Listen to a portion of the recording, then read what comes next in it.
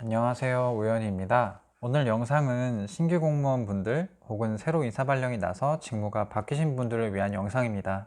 공무원 조직 특성상 제대로 된 인수인계를 받기가 굉장히 어려운데요. 저 역시 인수인계를 받기 어려운 상황에서 업무를 해봤기 때문에 제가 그때 겪었던 경험들을 토대로 인수인계를 받지 못해 곤란하신 분들에게 조금이나마 도움이 됐으면 하는 생각에 영상을 만들어 보게 되었습니다. 그리고 마침 인수인계를 받지 못하고 업무에 투입되셨다는 댓글을 보고 영상을 만들어 봐야겠다는 생각을 하게 됐습니다. 이번 영상은 읍면동 위주로 설명을 드릴 거고요. 팀장님이나 과장님 같은 직속 상사분들께 도움을 받는다는 내용은 제외하도록 하겠습니다. 인수인계를 받지 못했거나 받았지만 그래도 일이 너무 어려운 경우 어떻게 해야 할까요? 4가지 꿀팁을 알려드리도록 하겠습니다. 첫 번째, 전임자에게 물어보는 건데요. 전임자에게 물어보는 게 무슨 꿀팁이냐 하실 수 있는데 사실 전임자를 제외할 수는 없습니다.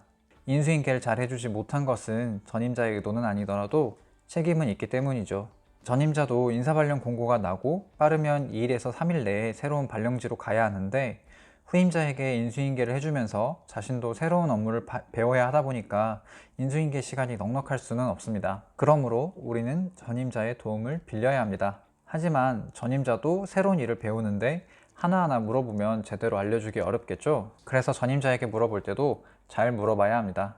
그리고 잘 물어보기 위해서는 우리가 먼저 공부를 해야 합니다.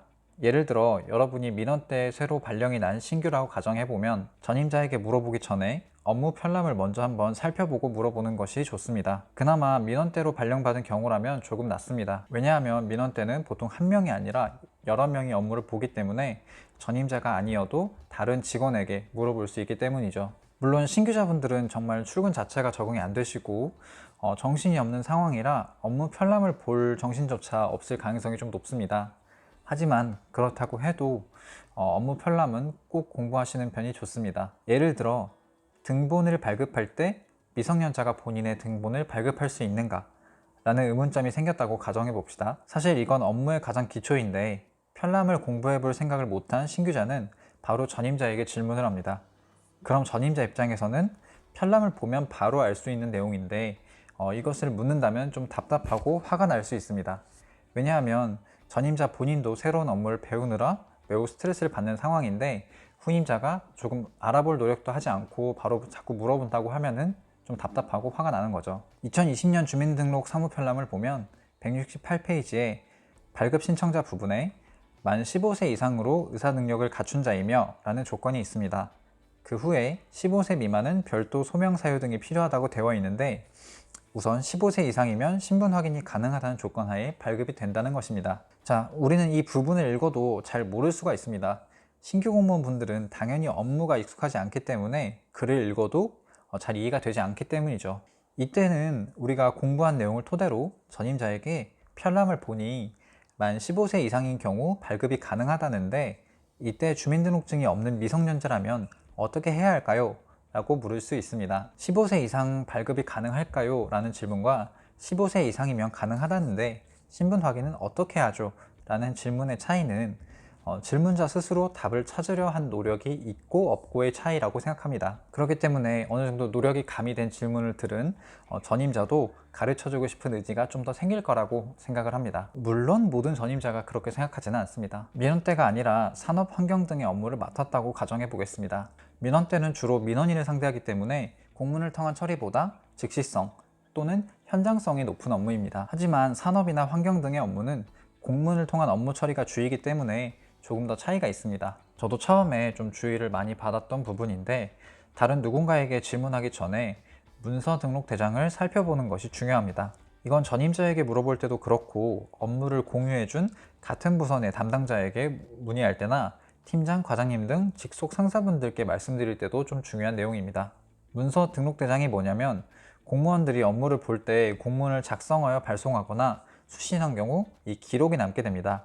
그 기록이 남아있는 곳이 문서 등록 대장인데 전자문서로 처리하기 시작하면서 업무와 관련된 기록들이 남게 된 것입니다. 이 문서 등록 대장에서 모든 문서를 볼 수 있는 것은 아니고 자신의 부서 그리고 그 중에서도 자신의 업무이거나 업무 담당자가 공람을 해준 문서만 볼 수 있습니다. 좀 쉽게 설명하면 권한이 있어야 볼 수 있다는 뜻입니다. 이 문서 등록 대장의 중요한 이유는 내가 지금 하고 있는 일이 혹은 지금 받은 공문이 올해 처음 시행하는 일일 확률이 매우 낮기 때문입니다.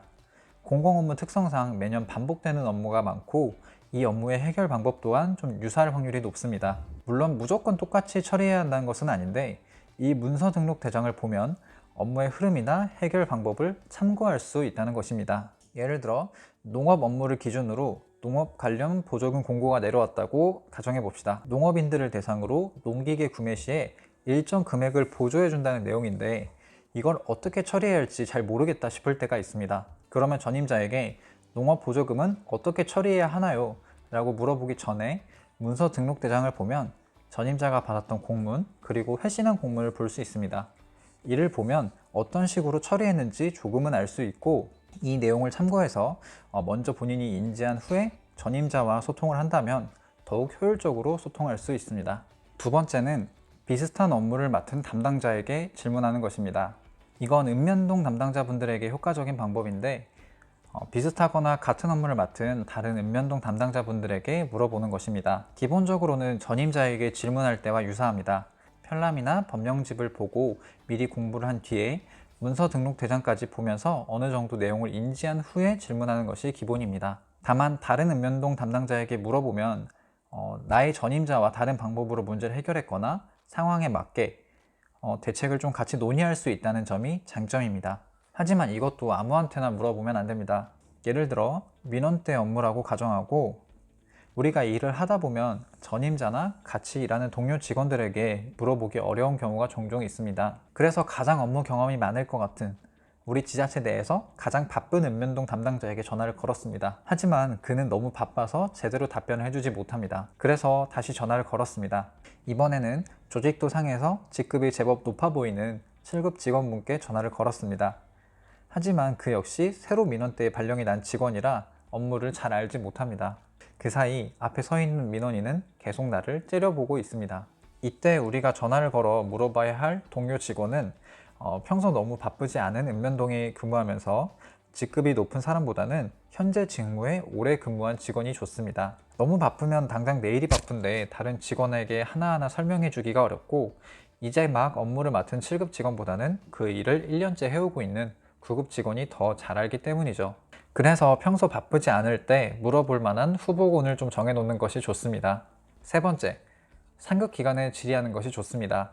인수인계를 잘 받지 못한 경우에도 해당되지만 그냥 업무를 잘 모르겠을 때도 해당되는 내용입니다. 보통 읍면동 담당자들은 시청이나 군청에서 공문 또는 업무를 받는 경우가 많은데 이때 가장 좋은 해결 방법은 공문을 보낸 담당자에게 문의하는 것입니다. 이때도 받은 공문을 찬찬히 잘 읽어보고 내가 내용을 숙지한 후에 물어보는 것이 좋습니다. 하지만 시청 업무와 읍면동 업무가 모두 일치하는 것이 아니기 때문에 가끔 시청에 문의하기 어려운 경우가 있습니다. 예를 들면 농업 업무 중에 농지원부에 농지를 등록하는 업무는 시청에 정확한 담당자가 없거나 물어볼 사람이 없는 경우가 있습니다. 이 업무를 잘 모르시는 분들은 이 내용이 조금 어려울 수 있기 때문에 그냥 시청에다가 물어볼 사람이 없다 정도로만 생각해 주시면 되겠습니다. 그런데 농업인 분이 오셔서 농지를 등록하고 싶은데 본인의 소유가 아니다. 이 경우에는 어떻게 해야 하겠는가? 라고 물어봅니다. 만약 우리가 농지 법령집을 보고도 잘 모르겠다면 그때 우리는 시청에 문의하는 것보다 농림축산식품부 농지과로 전화해서 물어보는 것이 더 나을 수 있습니다. 농지원부 업무처럼 지자체에서 포괄하는 것이 아니라 정부기관, 농림부에서 전반적인 업무 지침을 내놓고 있는 업무는 해당 기관에 직접 문의하는 편이 빠르고 정확하기 때문입니다. 민원대 업무를 보는 경우에도 편람에 대한 자세한 내용이나 편람에 있는 것 같은데 본인이 잘 찾지 못하는 경우에 저는 행정안전부 콜센터에 전화해서 의견을 구하기도 했습니다. 네 번째는 온라인 커뮤니티를 참고하는 것입니다. 온라인 커뮤니티는 조금 의외일 수 있습니다. 하지만 업무에 따라서는 해당 정보를 공유하는 커뮤니티가 있을 수 있습니다. 예를 들면 회계 업무처럼 규정이나 법령이 어느 정도 정해져 있지만 전문성이 필요해서 이를 쉽게 처리하기 어려운 업무, 이런 경우에 커뮤니티에서 여러 사람이 공유해 놓은 정보를 참고하면서 좀 답을 찾을 수도 있습니다. 이건 제가 커뮤니티를 직접 사용한 적은 없지만 다른 직원분들이 참고하시는 것을 본 적이 있습니다. 물론 이 커뮤니티를 통해서 정보를 찾거나 혹은 정보를 공유할 때는 개인정보 또는 지자체의 중요 정보를 노출하지 않도록 항상 주의하시는 편이 좋습니다. 앞서 말씀드린 꿀팁들은 모두 나는 가만히 있는데 누가 와서 알려준다는 것은 아닙니다. 기본적으로 업무를 맡은 여러분이 업무를 이해하고 숙지하고 최선을 다했을 때 그때 보조적으로 나를 도와줄 수 있는 방법들에 대해서 소개해 드렸습니다. 오늘도 영상을 시청해 주셔서 감사드리고 다음 영상에서 또 찾아뵙도록 하겠습니다. 감사합니다.